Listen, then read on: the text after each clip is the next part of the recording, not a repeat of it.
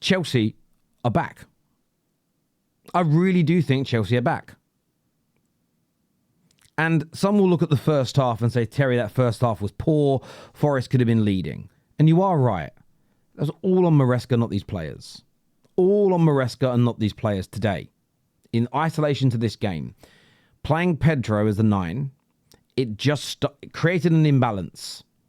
And that imbalance that was created spread throughout the team. There was a lack of cohesion, a lack of togetherness. The tempo was slow because everybody felt, in my opinion, a little bit off kilter, if you were. There were some individuals that had bad games. I thought the passing out from the back from Chelsea was poor. It led to the majority of the chances that Nottingham Forest had, who themselves are really, really poor. And I'm not going to deny that they were. I thought Alejandro Garnacho, he's had some decent displays for Chelsea so far, but he was off the pace today. But overall, I felt the entire team was completely and utterly poorly balanced. Even the inverting of Gusto into the midfield with Reece James dropping back into right back at times, there was just so much going on. I felt it was almost overcomplicating the situation. Too much was going on. And yes, if we're going to be really fair, Forest could have been leading. They could have been leading. But they didn't take their chances. Good last-ditch defending from Chelsea. Pedro then drops deep. It was really interesting. About 40 minutes into the game, João Pedro dropped deep and picked up the ball and played a delightful ball over the top, which Santos gets onto, and I think should do better from that point. A really good opportunity, and it just goes wide. And I think that probably made up Maresca's mind. And what I thought was great from Maresca today, he recognised his own mistakes. He recognised the problems that he had created. He recognised the mistakes that he had made. And he brings on Caicedo for Lavia. Lavia, again, I didn't think was having individually a very good game. Caicedo came on and was just night and day. Absolutely fantastic. Gittins came on for Garnacho. I thought that was a little harsh, but it happened. But the most important substitution was taking off Santos and bringing on Marc Guiu. Marc Guiu, for me, I don't think he personally or necessarily had I don't necessarily think he came on and was amazing individually, but it changed the game for Chelsea because it gave the team the balance that was needed and a real presence up top. And as soon as that happened, you saw the players passing the ball quicker. There was a confidence in the team. They liked the change. You could see it gave the players for Chelsea a lift straight away. And the first goal was excellent.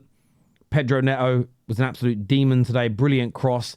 Young Achimpong, bang, 1-0. You could see that going. As soon as you saw that ball coming in, you could see it was going to meet his head. He buries it. He puts the ball back where it came from, gives Chelsea the lead.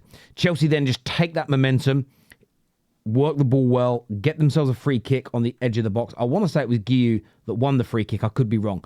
But they won the free kick. Well taken. Pedro Neto, bang. Yes, Sells, maybe he could have done a little bit better, but the power and accuracy was too much. A late goal from Reece James as well. There were a few hairy moments. I think that Forest did have some chance. They did, or not, I don't think. They had some chances to score. Nico Williams at the back post. Jesus hit the post and the bar and then the post. That could have maybe changed things. So still some defensive issues for Chelsea to look at, there's no doubt. But they do have a lot of their top players. Enzo not there today. Obviously know about the attacking issues. Levi Colwell out. Injuries do have an impact on your team. This nonsense that it doesn't, this nonsense that you can't talk about it, that it isn't a reason for your levels to not be as high, it is an abomination to the game. Was it a reason to not win today? No, because Chelsea are a much better team than Nottingham Forest, especially with Big Ange managing them. And you saw that they kind of capitulated as soon as they conceded one goal. They stopped being hard to break down. They stopped being hard to work against and play against. And I wasn't surprised with the end result after that. Third goal goes in and kills it off. And I think this was so important for Chelsea. One, they do have an injury crisis at the moment, but they got the job done. Started the game poorly, but made changes and got the job done. And they won that Liverpool match. And there is always this sense, whether it be with the fans, whether it's with the players, that if they would have dropped points today, if they'd have lost that game today, Chelsea, it doesn't mean the Liverpool win is suddenly absolutely meaningless on every level, but it would take a little bit of the shine off of it. where's the momentum? When you win a game like you did against Liverpool, the worst thing for Chelsea was an international break. You sort of want to ride the crest of that wave for a little longer. And today's second half performance, the brilliant substitutions from Enzo Maresca, the great individual performances that we saw, especially in that second half, the clean sheet as well, is going to do wonders for the confidence of these Chelsea players.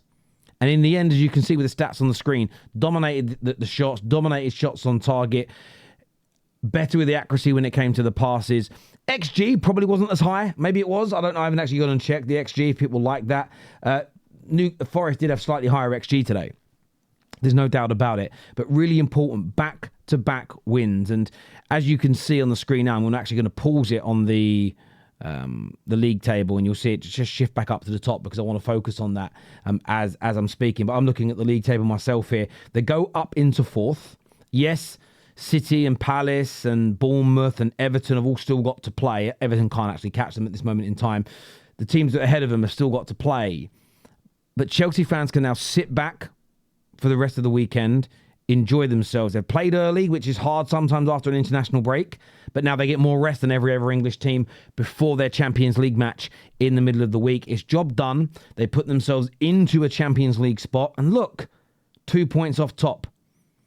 I don't believe Chelsea will win the league, but I also think that people are writing them off too early in terms of how good they can be. Now, I'll criticise them, and we've got to, in the fan content world, got to distinguish between, one, there's three things. Criticising a team doesn't mean I'm going back on my original words of the summer that Chelsea could be in the title race this year, that Chelsea will prove themselves to be an excellent team. Criticising poor performances or bad substitutions or ill discipline and getting silly red cards isn't me saying everything I said in the summer is now written off. You're critiquing games along the way on that journey.